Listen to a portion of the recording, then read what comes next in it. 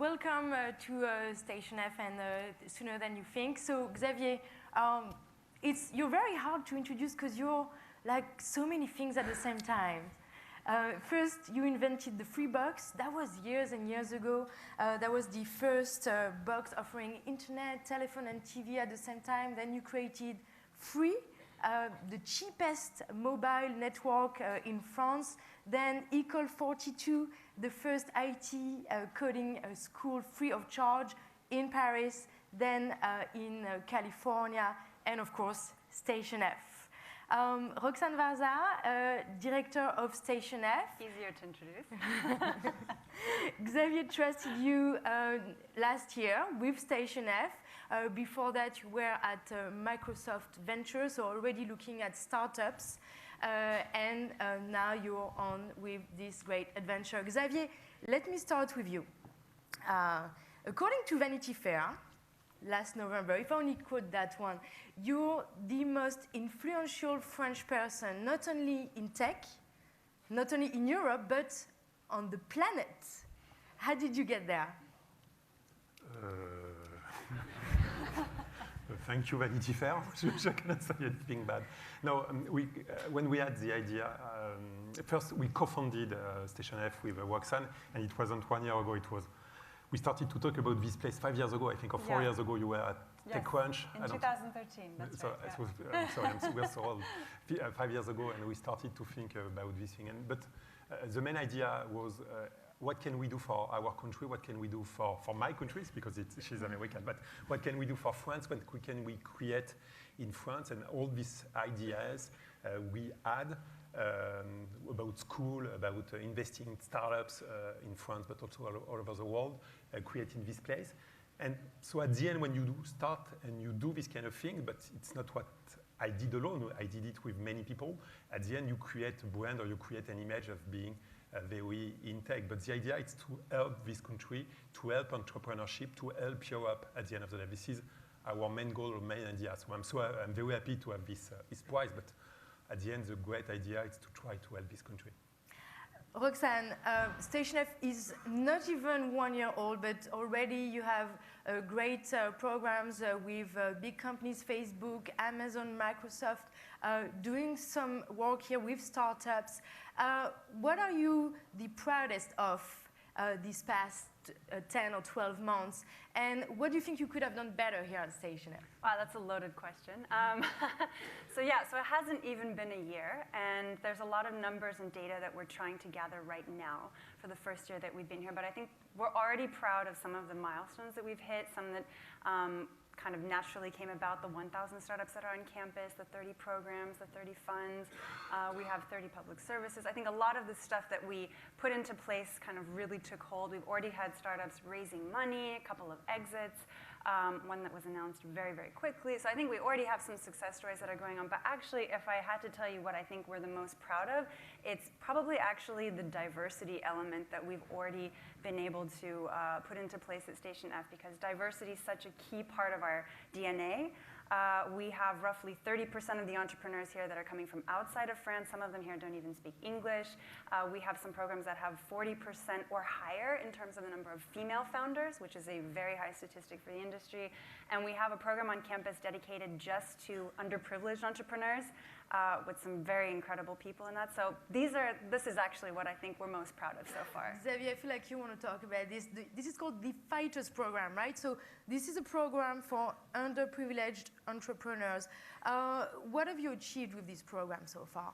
So we started with this idea. It's one of the reasons why we created this place of having underprivileged kids creating their own startup, creating their own business. The idea is easy. If my sons tomorrow they want to create a startup, it's easy because I have money, they're going in good school, so it's very easy for them. But we tried and we try to have people who are different, underprivileged, coming from all over, from complicated situations, coming in this place, and we help them to create startup. And we created our first round, our first program 6 months ago, 7 months ago. We had January. We have 2,050 startups who applied? I forgot the number. No, for this particular program, we took 13, but we had 200 applicants from 27 countries. Yeah. And it's good, and see exactly what we like. And we have a good example, but you can talk about this example that we like a lot. We talked very often about this you one. talk about this example. No, go. So yeah, we have a lot of really great startups in that program, but I think one story that I think really exemplifies why we decided to create this program, it's because we have a former prisoner, actually, who was initially somebody who was stealing cars. Lot of Today, cars, not one. Not just one. A very professional. He knows what really he's doing professional. Professional in what he was doing.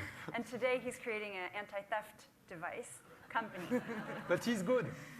So I think, yeah, that really kind of was exactly the reason we decided to make this program, and we're hoping there'll be a lot more entrepreneurs like him. So are we actually really going away from this typical entrepreneur, MBA, male, white? Man.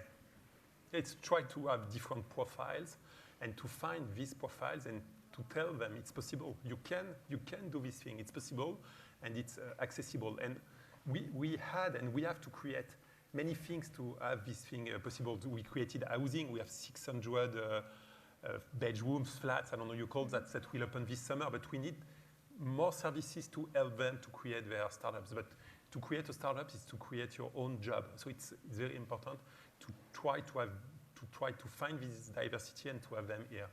So this is a housing project that will host 600 entrepreneurs, about 15 minutes away, I think, from Station F, later this year.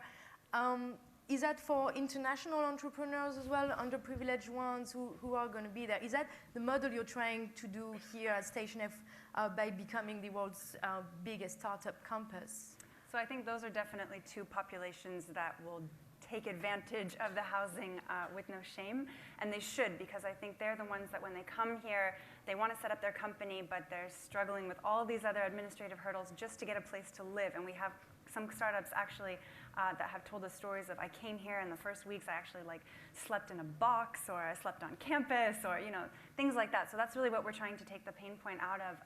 But if you just look at housing in general in Paris, it's complicated for everyone. So it won't be just limited to those people. We'll be all entrepreneurs at Station F. Xavier, you're also opening a restaurant here soon, this week? This Saturday. It's our big announce of the week. But is that, why that? I mean, it's going to take 1/3 of Station F. A little bit less, 25%, but it's okay. But what's the point? But it's the biggest restaurant in the world and the best one. Of course. So it's part of the story. It's the best one. Oh, so what kind of chefs? What are we going to eat here? You have 10 different kitchens, and so you have all kind of food you are looking for. For example, the new pastry chef is coming from Ducasse. No, it's very good. It's fun because you have 100. It's mostly managed by Italian people. So you have 150 people and on site, and they speak only Italian. So for us, we don't understand anything, but it will be an amazing place. But how is that going to help? Today they are doing testing, small testing. It's about 1,000 people for lunch. It's small testing. We started small. How is that going to help entrepreneurs, though? They are entrepreneurs, the people who are running the restaurant. So it's run by Big Mama Group. Probably the people in the audience have heard of them. So that's actually a great entrepreneur story as well, because it's two people from HEC, and they've created this great restaurant group that's really taking off. But also, I think entrepreneurs, they need food.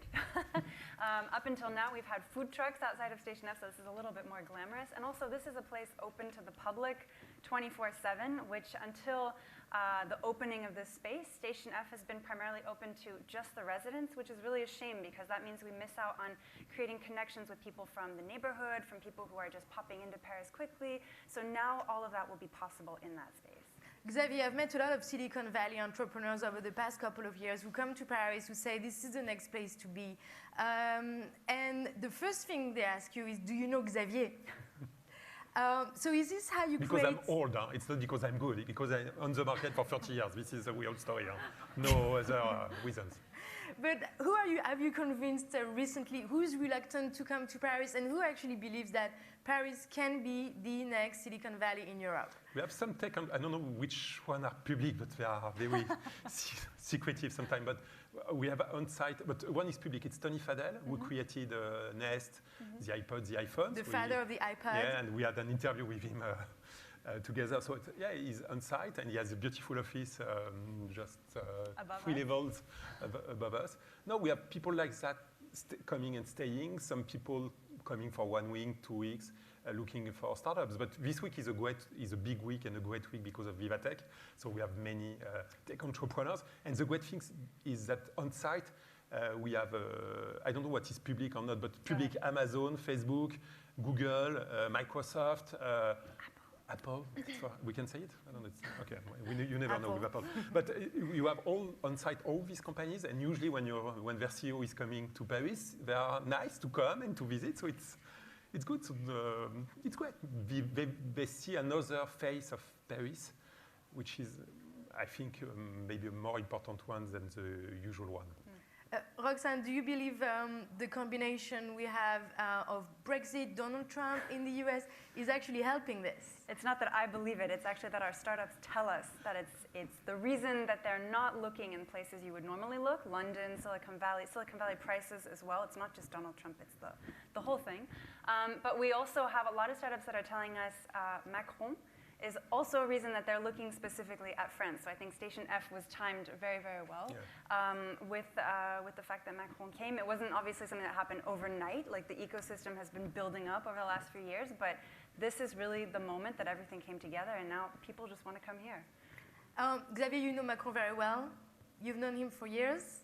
And tomorrow he's hosting Tech for Good with 50 Silicon Valley executives coming to the Élysée Palace.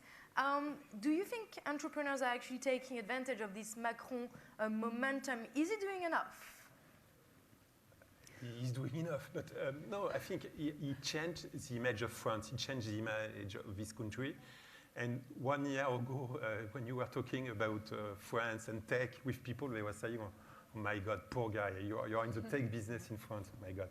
And now when you talk with German or people coming from the UK or some Americans, say, so lucky you are entrepreneur in France. So completely, and nothing, few things changed. He has a lot of energy, but everything didn't change overnight, in fact. But he created a great image, and this image is amazing for entrepreneurs in France. And we have many entrepreneurs coming from UK, from Britain, coming from Germany, coming from the US. If you are in the climate, if you are an entrepreneur in the climate area, it's better to come to Paris because you cannot be in this work having a climate startup in the US. It's no more possible. So we have many things like that helps us by creating this place and creating the brand and the image of France. And yet we're seeing France pushing for this new tax on internet giants at the EU level. So is that sending the wrong message? I think it could send. I think the startup world at Station F, we're with much younger startups. They're probably a little bit less concerned, but I think if you're outside of France, yeah, you could of course interpret that as just go after the big guys. But is this specific to France? Probably not. But still, Xavier, don't you think outside entrepreneurs, probably you always have to convince them that France is a place it's easier now. You told it now. It's very easy. They say, okay, France is amazing, so good, everything is perfect. It wasn't as bad before. Maybe it's not as perfect now, but it's a great country. You don't have crazy taxes. It's perfect, but it's not completely but if you look at today, for example, and I'm sure some people in the audience have experienced this today, it's a huge strike. Today? Yeah, and you had like huge traffic jams because of the strike. So don't you think? You know, we have 3,000 people here, 1,000 startups, and we have 10 cars. Nobody is using cars in this place, so we don't know. In fact, they take public transportation. They use Uber, sometimes Uber, but mostly they use motorcycle, public motorcycles that you have created by the city. So there's no strike anymore here. I didn't see a strike today, and I didn't have any issue myself today in Paris. So the country has changed, and it's not that it used to be. So you don't see the strike. So the mayor told me that you have 10 strikes today in Paris. I'm sure you have 10 strikes, but what does it change? I don't know. In my office, everybody's working, and you don't see as you used to see it. Roxanne, have you already found the next big global tech giant, the next Facebook that's going to come out of Station F? And if so, what does it look like? I found 1,000 of them. They're all working right next door. No, we've had a lot of really great startups. I can't just pick one for you. So I think probably a couple of companies that just come to mind because they've already caught a lot of attention. We already mentioned Tali, who's the founder of the Fighter. who's founding the anti-theft device company. So that's one story that we really love and we believe in what he's doing. I think another one, obviously, that I have to mention because it was kind of the first success at Station F, depending on how you measure success, was a company called Recast.ai. They developed chatbots, was actually one of the co-founders came out of 42. She is a woman, she's under 30. I love her story. And this company was acquired in less than 6 months. So by SAP, so not just a random story, it's actually a really great story. And I think probably the third one, just because I know Xavier loves this company and he wants them to be the next giant. It's a company called Tron, and they have innovated on the toilet, and their toilets are actually in our restaurant. You guys can go check it out. Maybe I'll let Xavier. Oh yeah, and they're upside down, right? Yes? They're on the ceiling. That's what you told me, Xavier, right? For example, you have one, you have to sit the other way to go to this toilet. No, but how does it work? It's like, okay. You'll have to show us. But you can watch over the social network. It's the restaurant is not open yet, but the toilets are already very successful. Okay, we'll try that. Xavier, it seems like a lot of these startups are then being bought by US giants. Some European tech companies are also looking at startups. Is this the future for these small startups to be acquired? No, it's not what we want. We want we think that if one day someone can say no, and Facebook exists because one day Mark Zuckerberg said no, I think, to Yahoo, if I don't say something wrong, and Snapchat exists because one day Evan Spiegel said no to Mark Zuckerberg. And if you have someone in France ready to say no at one time, he will start to create something big. So it's more a statistical thing, so we didn't have enough exit and enough success today, but at the end, we hope that some will stay, and we will be happy to have them and to help them to create a big local ecosystem with our own. I don't know you call that GAFA in English, but it's the same idea. But to create this kind of thing, yeah. There seems to be a lot of convergence also between tech companies and other industries, including telecoms. Where does France stand in this space in terms of the convergence between tech and other businesses? In this space, it works well because we have all the biggest French companies who are they are on site. They help startups. So I think it works. Maybe if you from a Station F point of view, it works well. Maybe outside it's not the case, but we have all the biggest French companies, regular French companies who are on site. They help the startups. We have Thales, we have BNP, we have. Yeah, we have a lot of the I forgot all of them, I'm so sorry. No, we have 30 LVMH, programs. L'Oréal. Exactly, so 1/3 of them are corporates. There's actually a lot of corporates that we're still receiving today that we don't have space actually to put their programs on campus. But we're seeing a huge appetite from these corporates. We have to make sure that it's not a commercial way to work with startups and that they're actually providing value. So I think that's definitely what we're seeing here at least. Very quickly, Facebook's Mark Zuckerberg is actually speaking in Brussels right now after the Cambridge Analytica controversy. Did this have an impact on startups and entrepreneurs' minds here? It's for you. No, go ahead. I don't know why. Cambridge Analytica. No, Facebook is on site, and they help many startups on these data things and these privacy things. And I think they are very good startups. So they will speak, they will talk more with their startups, and I think in a few weeks you will have no more issue with Facebook. But I think also this really helped the entire ecosystem really kind of gain consciousness about the fact that we do need to be responsible with what we're innovating, what we're developing, and so I think it's actually been very beneficial. People have been really, they've been pleased with how Facebook has handled the situation so far. So I think actually it's been a pretty good thing to happen to the ecosystem. Roxanne, thank you very much. Thank you. Thank you. Xavier, always a pleasure. And thank you, everything.